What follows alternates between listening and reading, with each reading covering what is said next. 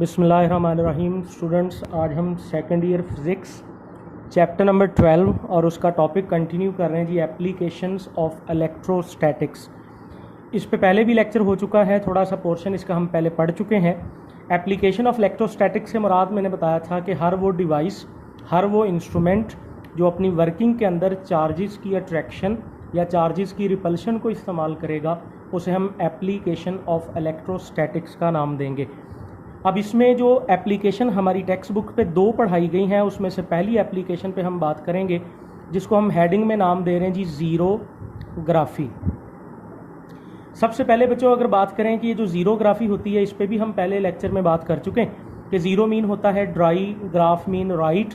तो ज़ीरोग्राफी का बेसिकली ये जो ज़ीरोग्राफी है ये एक ग्रीक वर्ड है, यूनानी ज़ुबान का लफ्ज़ है। इसको अगर हम इंग्लिश में ट्रांसलेट करें तो इसका मतलब बनता है ड्राई राइटिंग।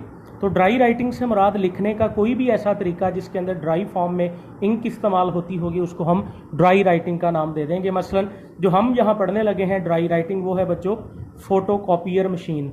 फोटोकॉपियर मशीन यानी बेसिकली अगर हम बात करें तो हम लोगों ने जो फर्स्ट एप्लीकेशन पढ़नी है वो फोटोकॉपियर मशीन पढ़नी है। तो आप कह सकते हैं जी, एप्लीकेशन ऑफ इलेक्ट्रोस्टैटिक में हम बात करने लगे ज़ीरोग्राफी पे। ज़ीरोग्राफी यूनानी ज़ुबान का लफ्ज़ है, zero mean dry, graphy mean right. तो ड्राई राइटिंग इसका मतलब बना, और ड्राई राइटिंग परफॉर्म करने के लिए जो हम डिवाइस यूज़ करेंगे उसे फोटोकॉपियर मशीन का नाम दिया जाएगा। अब ये फोटोकॉपियर मशीन है क्या, इसमें क्या कुछ होता है और हम इसमें से कौन सा हिस्सा पढ़ेंगे। तो देखो बच्चों, भी इसको लॉन्ग क्वेश्चन के तौर पे अगर हम सेट करेंगे ना, तो सबसे पहले इसकी हेडिंग बनाएंगे। आप इसकी डेफिनेशन अगर बताना चाहें जी, ये होती क्या है। तो लेकिन बच्चों याद रखना है, ये डिवाइस की ना प्रॉपरली कोई डेफिनेशन हमारी टेक्स्ट बुक पे नहीं है। अगर हम डेफिनेशन देना चाहते हैं तो हम इसके डेली लाइफ में, चूंकि इसको देखा हुआ है हमने और उस देखे हुए से हम काम लेके हम कह सकते हैं कि sir it is an electronic device that is use to copy data from one page to another page. यानी ये एक इलेक्ट्रॉनिक डिवाइस होती है जिसकी मदद से हम डाटा एक पेज से दूसरे पेज पे कॉपी करते हैं यूजिंग इलेक्ट्रिक चार्जेस। तो ये डेफिनेशन हम खुद बनाएंगे लॉन्ग क्वेश्चन को सेट करने के लिए। फिर दूसरी हेडिंग इसकी बनाएंगे, इसके हमने मेन पार्ट्स गिनने, मेन पार्ट्स। और मेन पार्ट्स गिनने के लिए मैंने पहले भी लेक्चर में बात की थी कि आप इसकी डायग्राम को फॉलो करेंगे और डायग्राम ही इसका पूरा लॉन्ग क्वेश्चन है। अगर आपको डायग्राम की बातें समझ आ गई तो समझे जी आप इसकी सारी हेडिंग्स को कवर कर गए। अब इसमें डायग्राम बनाते हैं और साथ साथ उस पार्ट्स को हम याद करेंगे जी। सबसे पहला इसका बेटा एक पार्ट है, उसको हम कहते हैं जी, ये ऐसे एक ड्रम या सिलेंडर शो कर रहे हैं, और अगर हम साथ साथ इसको लिखें भी तो हम इसको कहते हैं एल्यूमिनियम ड्रम। Aluminium drum.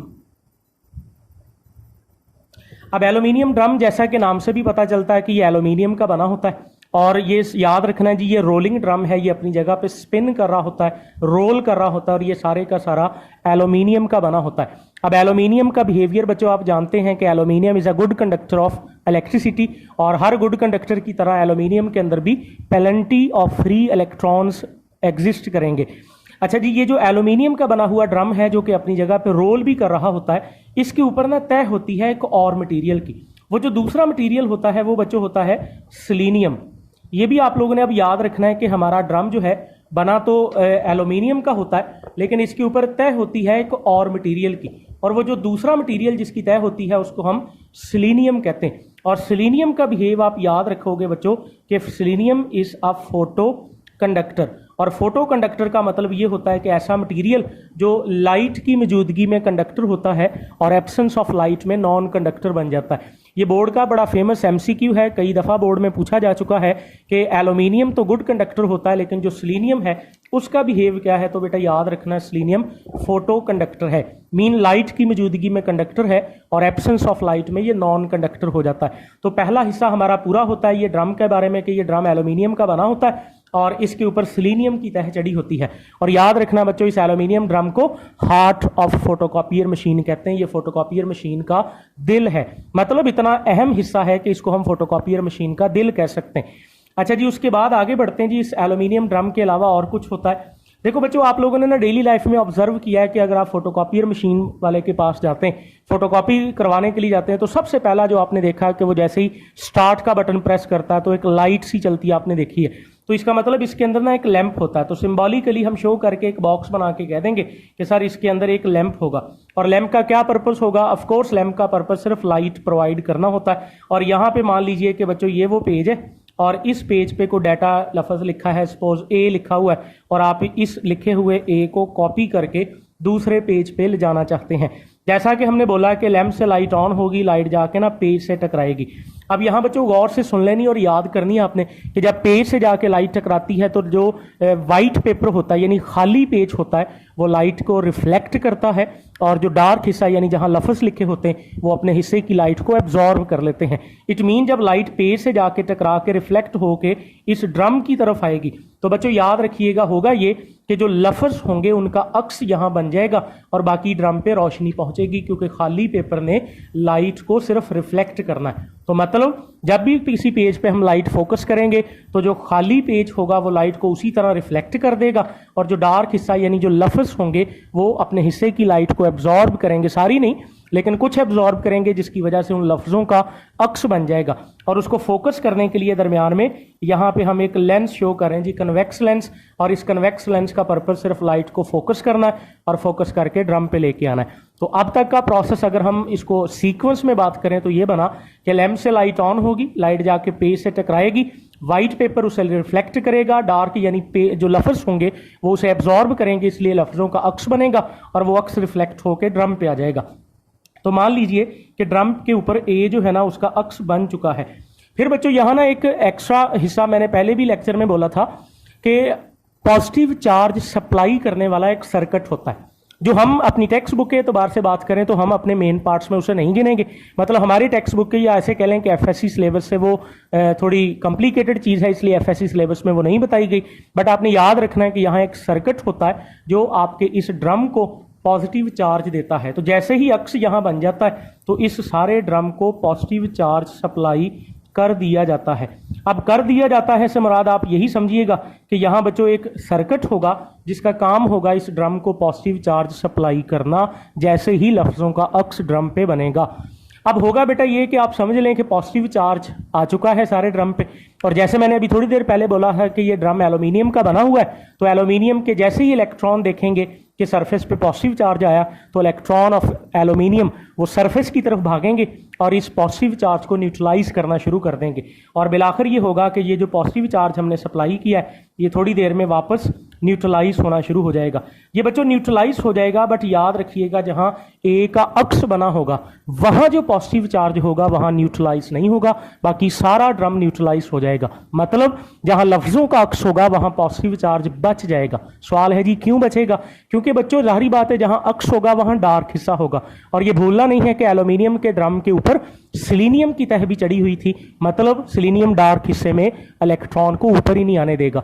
तो बाकी जो ब्राइट हिस्सा होगा वो सारा पॉजिटिव चार्ज एल्यूमिनियम के इलेक्ट्रॉन से न्यूट्रलाइज हो जाएगा, जो डार्क हिस्सा है वहां सिलीनियम इलेक्ट्रॉन को सरफेस तक आने नहीं देगा, इसलिए पॉजिटिव चार्जेस जो है वो डार्क हिस्से पे बचा रह जाएगा। फिर आगे बढ़ते हैं बच्चों, यहाँ पे ना एक और हिस्सा होता है उसको बोलते हैं टोनर बॉक्स। टोनर बॉक्स से मुराद, टोनर बॉक्स को पढ़ने से पहले आप बच्चों ये याद कर लें कि यहाँ ना एक स्पेशल ड्राई ब्लैक पाउडर इस्तेमाल होता है फोटोकॉपियर मशीन में लफ्ज़ों का प्रिंट करने के लिए। तो वो जो ड्राई ब्लैक पाउडर इस्तेमाल होता है उसे टोनर कहते हैं। अब उसे अगर टोनर कहते हैं तो जिस बॉक्स में वो टोनर रखा होगा उसे टोनर बॉक्स कहा जाता है। जैसा कि बच्चों आपको जहन में रखना है कि आप लोगों ने इसको पढ़ने से पहले फोटोकॉपियर मशीन को ड्राई राइटिंग में यानी जीरोग्राफी में पढ़ रहे हैं, तो इसका मतलब इसमें इंक लिक्विड फॉर्म में यूज़ नहीं होती बल्कि ड्राई ब्लैक पाउडर की शक्ल में होती है, इसलिए इसको जीरोग्राफी के अंदर हम इसको पढ़ रहे हैं बेटा। तो अब ये जो टोनर जिस बॉक्स में पड़ा होता है वो यहाँ ड्रम के साथ ही अटैच होता है, जिसको टोनर बॉक्स कहते हैं, और टोनर बॉक्स का मतलब इसके अंदर टोनर पड़ा होता है। आगे बढ़ते हैं बच्चों, टोनर को अब याद करें जी आप, ये जो टोनर होता है यानी जो पाउडर होता है उसे हमने नेगेटिव चार्ज देके ड्रम पे छिड़काव कर देना होता है। अब आपको अभी बताया है कि सारे ड्रम का पॉजिटिव चार्ज न्यूट्रलाइज हो चुका है, लेकिन जहां लफ्जों का अक्सा वहां पॉजिटिव चार्ज बचा हुआ है। तो जैसे ही नेगेटिव पाउडर हम थ्रो करेंगे, स्प्रिंकल करेंगे ड्रम पे, तो जहां लफ्जों का अक्स होगा वहां वहां वो पाउडर चिपक जाएगा और यूं समझो पाउडर से वो लफ्ज लिखा जाएगा। फिर चूंकि ये ड्रम रोल कर रहा था तो रोल करता हुआ नीचे हम यहाँ शो करें जी, यहाँ से ये पेज है जी, ये वो ब्लैक पेज है। अब ये पेज इस ड्रम के नीचे से गुजरेगा और ये ड्रम रोल करता हुआ अपना जो पाउडर शक्ल में ए लिखा था वो छाप देगा जी इस पेज पे, और यूं इस पेज के गुजरने से यहाँ लिखा हुआ पाउडर से ए इस पेज पे शिफ्ट हो जाएगा। लेकिन अगर बच्चों इसी तरह से पेज बाहर निकल आए तो वो पाउडर आप हाथ से रेस करोगे तो रेस हो जाएगा। तो लास्ट स्टेज में ना यहाँ पे 2 हीटिंग रॉड होते हैं, हीटिंग रोलर भी इन्हें कहा जाता है, हीटिंग रॉड आप कह लें। तो लास्ट स्टेज में आपका पेज इन हीटिंग रोलर से गुजरता है। अब हीटिंग रोलर क्या करते हैं, हीट करके ना प्रेस करते हैं। हीट करके जब प्रेस किया जाता है तो होता यह है कि आपका जो पाउडर मेल्ट हो जाता है, और जब प्रेस होता है तो वो परमानेंटली पेज के साथ चिपक जाता है, और यूं फिर पक्का पक्का इमेज छप के तो समझ लें जी पेज वहां से बाहर आ जाएगा। और यूं आपने देखा होगा जैसे ही फोटोकॉपियर मशीन से पेज बाहर आता है तो वो गर्म होता है, और गर्म होने की वजह यही होती है कि वो लास्ट स्टेज में हीटिंग रोलर से गुजर के आया होता है। अब ये डायग्राम भी कंप्लीट होगी बच्चों, और इस तरह हमारा ये लॉन्ग क्वेश्चन भी कंप्लीट हो गया। बट इसको अरेंज आपने ऐसे करना है कि सबसे पहले हम डेफिनेशन लिखेंगे, फिर आप मेन पार्ट्स की हेडिंग देके ना पार्ट्स के सिर्फ नाम लिखेंगे।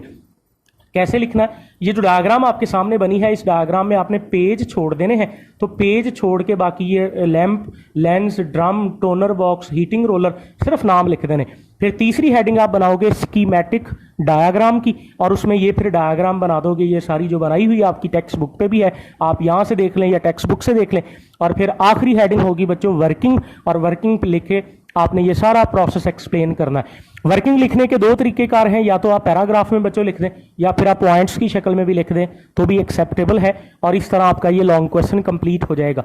बच्चों ये लॉन्ग क्वेश्चन एक ऐसा लॉन्ग क्वेश्चन है जी जिसके अंदर कोई फार्मूला नहीं है, कोई मैथमेटिकल फॉर्म नहीं है। इट मीन आप इसे सिर्फ बुक से पढ़ लें और उसे अपने लफ्ज़ों में भी लिख दें तो एक्सेप्टेबल है। लेकिन ये 4 हेडिंग आपने पूरी करनी है, definition, main parts, schematic diagram और वर्किंग। बोर्ड में अभी तक स्टेटस के मुताबिक ये कभी आया नहीं है टॉपिक, लेकिन फैसलाबाद बोर्ड में अभी फिलहाल के यानी 10 साल रिकॉर्ड भी खोल लें तो ये अभी तक लॉन्ग क्वेश्चन नहीं आया, बट अगर आएगा तो ये टॉपिक लॉन्ग क्वेश्चन ही आएगा। इसमें जो आज तक बोर्ड में एमसीक्यू पूछे गए हैं वो ज़्यादातर 2 हैं कि सेलेनियम पे चार्ज कौन सा होता है, और सॉरी सेलेनियम की नेचर जैसे हम बोलते हैं कि सेलेनियम की नेचर है फोटो कंडक्टर, और टोनर पे चार्ज कौन सा होता है जी, टोनर पे नेगेटिव चार्ज होता है। ये बच्चों आज का लेक्चर है, इसे पढ़ें, समझें और इसे याद करें।